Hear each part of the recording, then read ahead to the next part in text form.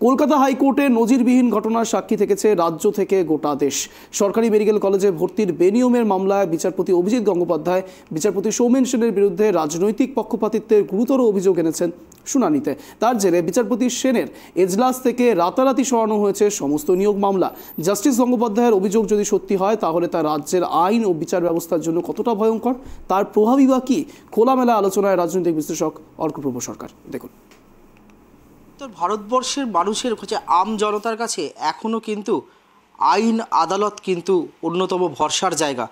কিন্তু এখন আমরা দেখি যে মানুষের মধ্যে মানুষের ঝগড়া হলে কিন্তু হুমকির সুরে বলেন মানুষ যে আমি তোকে বা তোমাকে কোর্টে দেখে নেব।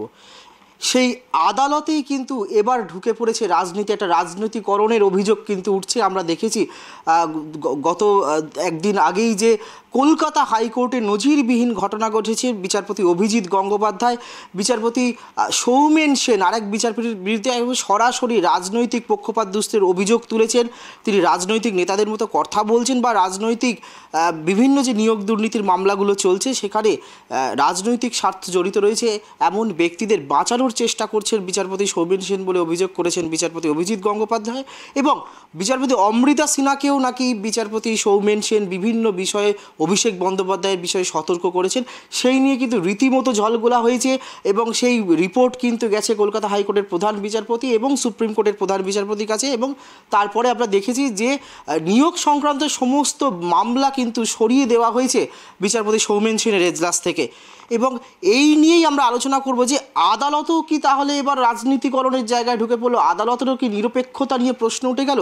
আর এই নিয়েই আমরা আলোচনা করব। আমাদের সঙ্গে রয়েছেন বিশিষ্ট রাজনৈতিক বিশ্লেষক অর্কপ্রভ সরকার। অর্কদা, যে কথাটা বলছিলাম, আদালতেও কি আর তাহলে নিরপেক্ষ থাকছে না? মানে এই যে অভিযোগটা এত বড় উঠলো, এই অভিযোগটা কার্যত নজিরবিহীন। জাস্টিস গাঙ্গুলি নাকি বলেছেন, আমি এটা কাগজে পড়লাম, আমাকে এমন কিছু করতে হবে যা অস্বাভাবিক, না হলে আদালতের পবিত্রতা, বিচার বিভাগের পবিত্রতা রক্ষা করতে পারবো না। এখন প্রশ্ন হলো, জাতিগত শংসাপত্র কারচুপি করে সংরক্ষিত আসনে জেনারেল ক্যাটেগরির ছেলেমেয়েরা ভর্তি হয়েছে, তাহলে সেটা হওয়া উচিত নয়। একজন মামলা করেছিলেন, তো ওই মামলাকারী সিবিআই তদন্ত চেয়েছিলেন কেন আমি জানি না, কিন্তু জাস্টিস গাঙ্গুলি সিবিআই তদন্ত দিয়েছেন এবং বলেছেন যদি ফিনান্সিয়াল ট্রানজ্যাকশনের ব্যাপার থেকে তাহলে ইডিও ঢুকবে। এখন প্রশ্ন হলো, যারা সততার মূর্ত প্রতীক বলে নিজেদের দাবি করে, আর সিবিআই তদন্তের নির্দেশ দেওয়ার সঙ্গে সঙ্গে তারা কেন ডিভিশন বেঞ্চে যাচ্ছেন? তাহলে কি লুকোতে চাইছেন? শাহজাহান শেখ প্রায় 3 সপ্তাহ হতে চলল অধরা। রাজ্য পুলিশের মহানির্দেশকের অমৃত বাণীর পরেও তাকে খুঁজে পাওয়া যাচ্ছে না, যদিও রাজ্যের মন্ত্রী বলেছেন তিনি বাইরে চিকিৎসা করাতে গেছেন। তাহলে সেই রাজ্যের মন্ত্রীকে জিজ্ঞাসা করুক পুলিশ, তার কাছে যদি শেখ শাহজাহানের ওয়্যারঅ্যাবাউটস থাকে তাহলে তিনি সেটা পুলিশকে শেয়ার করুন একজন দায়িত্বপ্রাপ্ত নাগরিক হিসাবে। মাৎসন্যায় বললেও কম বলা হয়। ধরো আমি একটা মামলা করলাম আদালতে, সিঙ্গেল বেঞ্চ যে রায় দিল সেই রায় আমার মনঃপুত হলো না, আমি চোখের পলক ফেলার আগে ডিভিশন বেঞ্চে যেতে পারবো? কিছু তো প্রসিডিওর আছে, কিছু তো অ্যাপিল করতে হয়।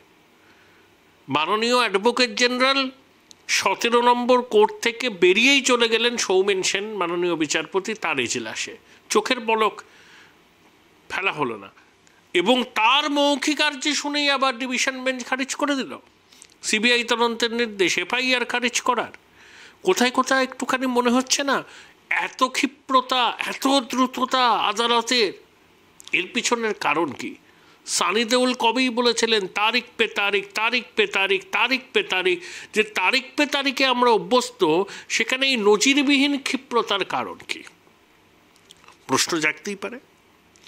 জাস্টিস গাঙ্গুলি যে কথাটা ভরা এজলাসে বলেছেন, আমার মনে হয় তার রায়েও তিনি ওটা মেনশন করেছেন, যদিও বৃহস্পতিবার রাত পর্যন্ত ওয়েবসাইটে সেই রায় বোধহয় আসেনি, যে ক্রিসমাসের ছুটির প্রাক্কালে মাননীয় বিচারপতি সৌমেন সেন তার সহকর্মী মাননীয় বিচারপতি অমৃতা সিনহাকে ডেকে বলেছিলেন অভিষেক বন্দ্যোপাধ্যায়ের উজ্জ্বল রাজনৈতিক ভবিষ্যৎ আছে, তাকে ডিস্টার্ব করা যাবে না।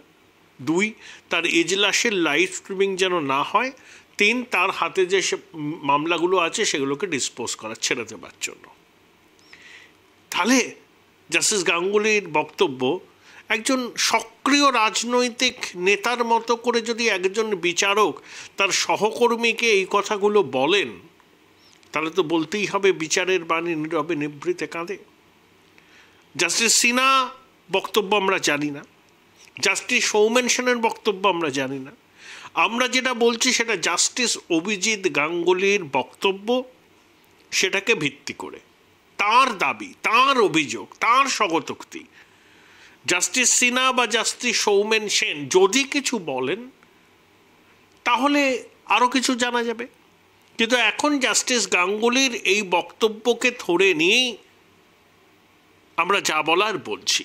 অর্কদা থামিয়েই বলছি, জাস্টিস গাঙ্গুলি যেটা হলো, যেটা বললেন সেটা তো অনেকটা জাস্টিফাইড হলো, বা সেটা কিছুটাতে সত্যতা আছে, সেই কারণেই তো দুটো মামলাকে সমস্ত নিয়োগের মামলা সৌমেন সেনের এজলাস থেকে সরিয়ে দিল। তার সত্য আছে কিনা সেটা আমাদের পক্ষে বলা সম্ভব নয়।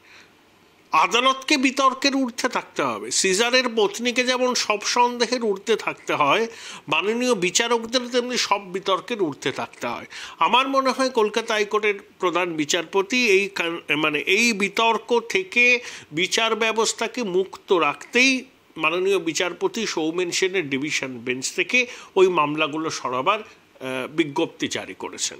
জাস্টিস গাঙ্গুলি বলেছেন, অভিযোগও বলতে পারো তিনি বলেছেন, তিনি প্রধান বিচারপতিকেও জানাবেন সুপ্রিম কোর্টের এই কপি যেন ফরওয়ার্ড করা হয় রায়ের। কেন জাস্টিস সৌমেন সেন 2 বছর আগে তার বদলির নির্দেশ হয়েছিল, এখনও সেটা কেন কার্যকর হয়নি? এই যে দ্বন্দ্ব, এটা কিন্তু শুভ লক্ষণ নয়। মানুষের শেষ ভরসা কার্যত আদালত, সেখানে দুজন বিচারপতি মধ্যে যদি এই মতান্তর থাকে এবং একজন বিচারপতি এজলাসে বসে যে নজিরবিহীন অভিযোগ করেছেন, সাধারণ মানুষের কাছে বিচার ব্যবস্থারকে নিয়ে যদি প্রশ্ন তোলার অবকাশ হয়, সেটাকে কি খুব অযৌক্তিক বলা যাবে? আমার তো এটাই প্রশ্ন। এবার কলকাতা হাইকোর্টের প্রধান বিচারপতি, সুপ্রিম কোর্টের প্রধান বিচারপতি, মহামান্য সব তারাই সিদ্ধান্ত নেবেন যে জাস্টিস গাঙ্গুলির তোলা বক্তব্যগুলো আসলে কি, তার সত্যাসত্য আছে কিনা। জাস্টিস সিনহা কিন্তু কিছু বলেননি, অমৃতা সিনহা, তার কোনো স্টেটমেন্ট, অবজারভেশন কিচ্ছু জানা যায়নি। জাস্টিস সৌমেন সেনেরও জানা যায়নি। যা আমরা ইন্টারপ্রেট করছি, যা আমরা বলছি, সবটাই মাননীয় বিচারপতি অভিজিৎ গাঙ্গুলির বক্তব্যকে মাথায় রেখে। অর্কদা, আমরা যদি ধরেও নিই তর্কের খাতিরে যে জাস্টিস গাঙ্গুলি যেগুলো বলছেন সেগুলো, তাহলে তো এই রাজ্যে বা সমাজে একটা ভয়ঙ্কর প্রবণতা, আদালতের মধ্যে একজন বিচারপতি যদি রাজনৈতিক মতাদর্শে বিশ্বাসী হয়ে কোনো এক রাজনৈতিক মতাদর্শে বিশ্বাসী যদি প্রভাবিত করার চেষ্টা করেন আইনকে, এটা সমাজের পক্ষে কতটা ভয়ঙ্কর? সমাজের প্রতি ভয়ঙ্করের থেকে বড় কথা নজিরবিহীন ঘটনা। যদি মাননীয় বিচারপতি অভিজিৎ গাঙ্গুলির বক্তব্য ঠিক থাকে, তাহলে আমাদের ইন্ট্রোস্পেক্ট করতে হবে, এটুকু বলতে পারি। বাকি অনেক জ্ঞানীগুণী মানুষ আছেন যারা আইনের প্রতিটা পৃষ্ঠা, যাদের ঠোঁটস্থ সংবিধান কী বলেছে, বিচারপতিদের আদর্শ আচরণবিধি কী হওয়া উচিত, তারা এগুলোর বিচার করবেন। কিন্তু আমরা এমন একটা মেকানিজম চাই সাধারণ মানুষ হিসাবে, যেখানে আমরা চাইব যে মাননীয় বিচারকরা সমস্ত কিছুর ঊর্ধ্বে উঠে ন্যায় দান করবেন, বিচারের বাণী যেন নীরবে নিভৃতে না কাঁদে। সেটাই যেন একদম lower court, high court, supreme court, সব জায়গা থেকে মানুষ যাতে ন্যায় বিচার পায়, এটাই কিন্তু আমাদের সব থেকে বড় অগ্রাধিকার হওয়া উচিত। একদম শেষ সময় কম, অর্কদা আর একটা যেটা বলবো, আপনি যে কথাটা বলছিলেন যে এর আগেও আমরা দেখেছি রাজ্যকে কিন্তু বারংবার প্রশ্নের মুখে পড়তে হয়েছে। কেন পড়তে হয়েছে? আমরা দেখেছি নিয়োগ দুর্নীতি মামলাতে রাজ্য একাধিকবার প্রশ্নের মুখে পড়ছেন। গত সপ্তাহের ঘটনা, এই পার্থ চট্টোপাধ্যায় কালীঘাটের কাকু সুজয় কৃষ্ণ বর্দর যে নিয়োগ দুর্নীতির মামলা, আরেক বিচারপতি তীর্থঙ্কর বসুর এজলাসে, সেখানে রাজ্যের অ্যাডভোকেট জেনারেল হয়ে তিনি দুজন অভিযুক্তের হয়ে সওয়াল করতে যাচ্ছেন। সেখানে বিচারপতি ভৎসনা করছেন এদিকে যে আপনি রাজ্যের অ্যাডভোকেট জেনারেল হয়ে কি করে দুজন অভিযুক্তর হয়ে সওয়াল করতে আসছেন, রাজ্যের অনুমতি নিয়ে আসুন। এই যে কেন বারবার এইটা, মানে কোথাও কি মনে হচ্ছে কথা যে সিবিআই তদন্ত করুক, ইডি তদন্ত করুক, রাজ্য সরকারের তো অসুবিধার কি আছে?